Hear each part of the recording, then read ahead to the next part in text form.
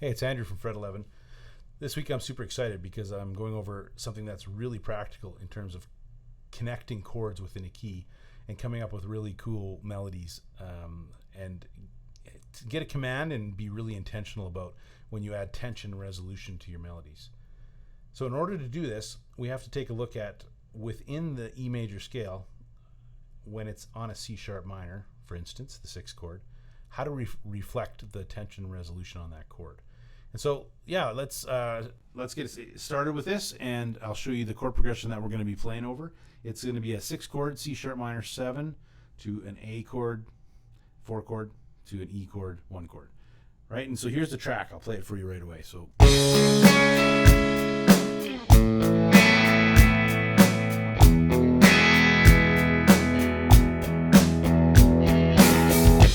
not a complex track, but it'll do the trick for what we need it to do.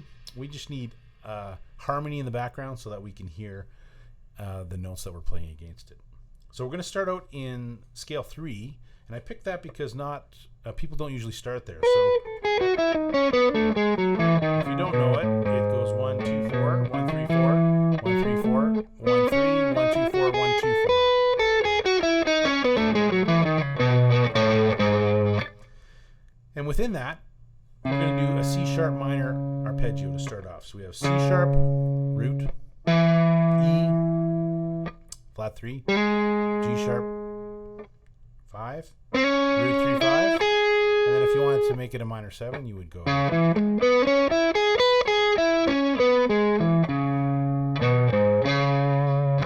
then we have an A,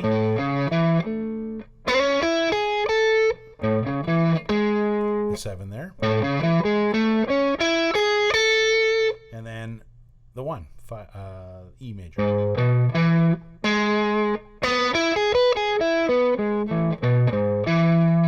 And you can make that a major 7 as well. So you could go.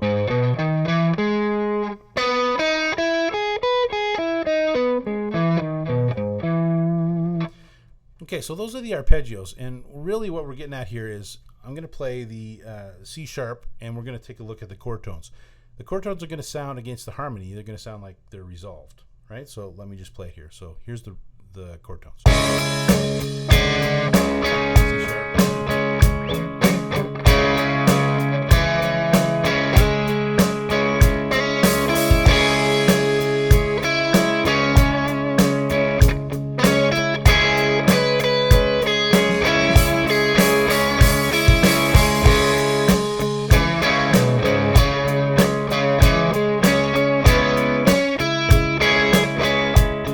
So if I just use chord tones, it doesn't have that tension resolution that we need to make an interesting melody.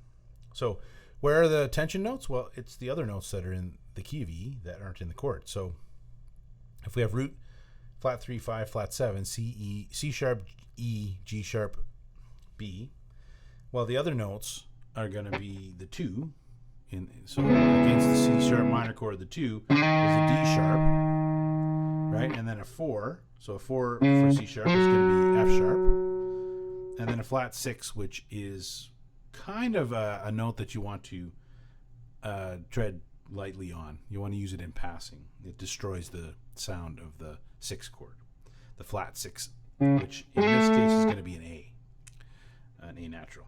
Right, so I'm going to play each of these. So if I have the 2, it's going to be the note in between the root and the flat 3 of the arpeggio. Right, so let me show you what that sounds like. So I'll do a little bit on the 2.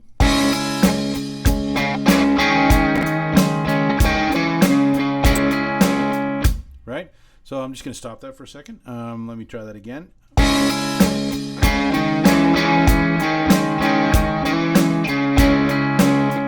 Right, so now I'm going to play around with the 4. So that's going to be between the flat 3 and the 5. Right, so if I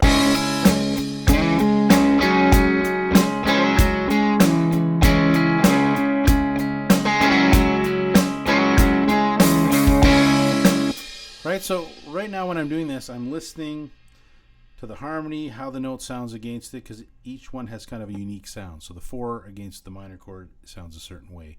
And now it's the 6. So if I just lean on that flat 6, the A natural, on a C sharp minor, you're going to hear that it sounds kind of strange.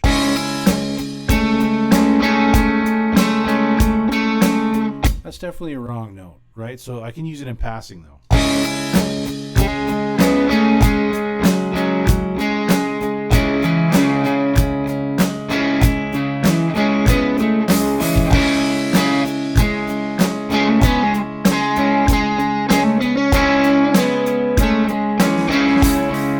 Right, and again, I'm playing simple melodies, but just to give you an idea of what that sounds like. So now if I go to an A major, it changes. So our ear now hears the E major scale in relationship to A being the root note. So all the notes we're hearing against A. So here's what it sounds like.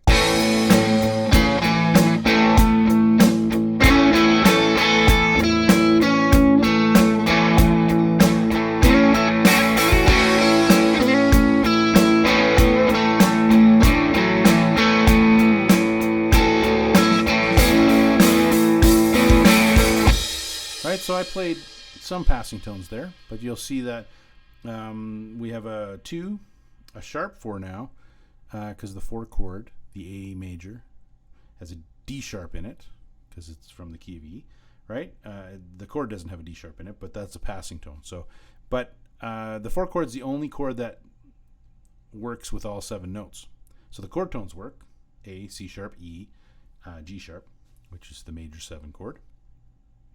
And then the 2 is going to be a B, the 4 is going to be a D, and the sharp 4 is going to be a D sharp because we're in the key of E, and then the 6 is going to be an F sharp, which is in the key of E. So let me play through some of those chord tones.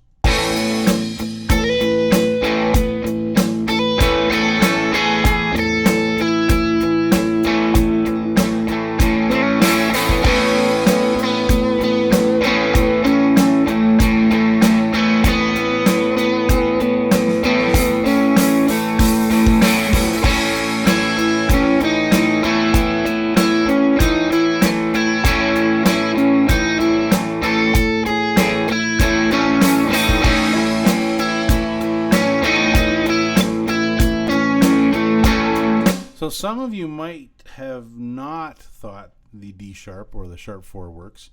I love that sound. A lot of tension on that. So I used a 7, which is a chord tone, but it's one of the more, it has a little bit of tension in it that needs to be resolved. But sharp 4, 2, and 6, I played them all. So the whole idea is to play, the reason why I have that chord playing over and over again is so you want to take some time to understand what you're playing against the chord, because each one of those notes, whether it's the root, the 3, the 5, the 2, the 9, the 6, it all has a certain sound against the chord. So getting used to that sound is what you want to do, and then how to resolve it back into a chord tone. Okay, and then E is the same, right? If I go to the E here, we have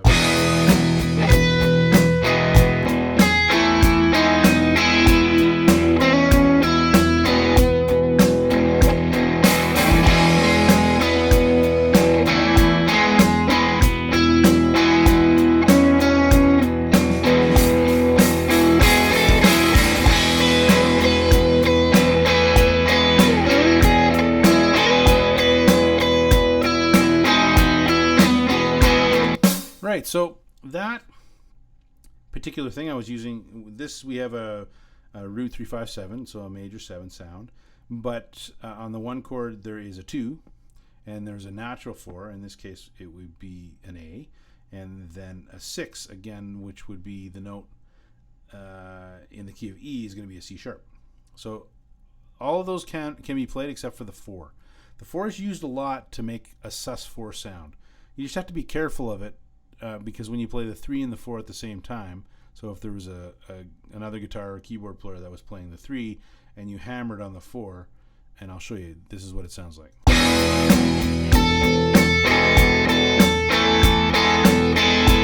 If I don't resolve it in a certain way, it's not going to work, right? So I want to make sure that I resolve it in this way.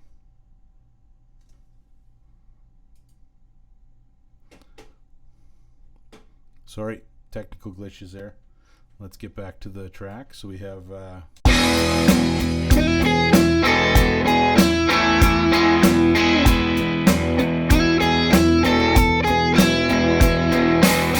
So again, a simple melody, but I treated the 4 differently there. I resolved it right away. So you just need to play with that a little bit.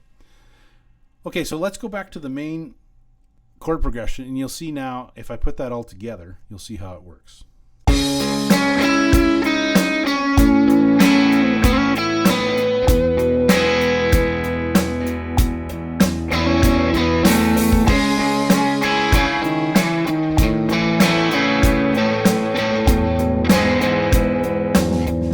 So again, simple melody. I'm purposely doing really simple, not too interesting melodies so that you can see how I'm connecting the chords, right? So all of those, I'm hearing the sound of the chords, but I'm also aware of when I want to play tension on a certain chord and then resolve it, right? So sometimes I'll do tension and then not resolve it till the next chord, like this.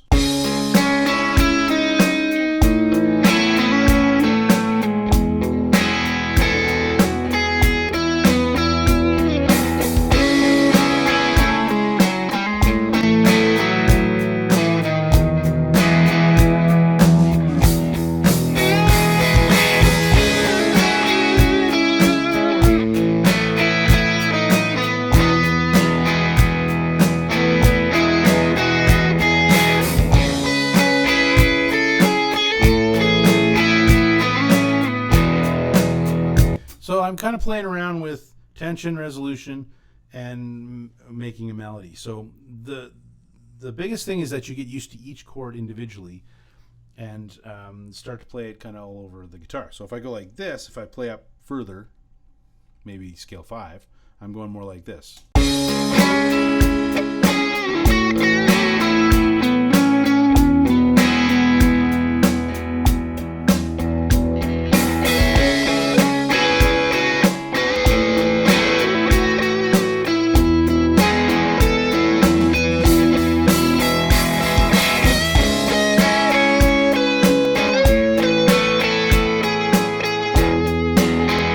Right, so all of those, I'm targeting notes, and after a while, and after you go through this thing, it starts to become intuitive, and you start to really get used to the resolution when it goes from a 6 to a 4 chord in your ear. So if you're playing in the scale, you know where it's going to go, right? So it's all kind of building an understanding on your guitar, and then repeating it and getting to the point where you're really familiar with it, and then intuition starts to take over, and you feel it. Basically, you feel the melody that is in your head that you want to play, right? And so this is a really good opportunity and a good exercise to start getting into the mindset of learning the chords within a key. And then there's one step further, which we're not going to cover in this series, but if you go, the step now is out of the key of E, right? So that's really outside, it's called. So as you kind of do more harmonically complex music, you sometimes want to play outside and you borrow notes from other keys, and that's interesting in itself. But this will get you through 99.9% of pop, rock, blues. Well, blues not necessarily. Blues is a little bit, but pop, rock, all the basic guitar stuff. It'll get you through. So we'll take a look at in a later series on how to address chords that come outside of the key, like a flat 7, or sometimes there's a flat 3 major chord, or that kind of thing. How do we deal with that? Well, it's the same thing. We're just adding extra notes to the scale at a certain time. So anyway, take this and work on it, and let me know what you think. If you have any questions, again, DM me on Instagram or email me at info@freteleven.com. And if you haven't signed up to the newsletter yet, go to freteleven.com/newsletter, and we send a weekly introduction to what we're doing with the blog post and other information. So if you're interested in that, sign up, and I'll see you next week.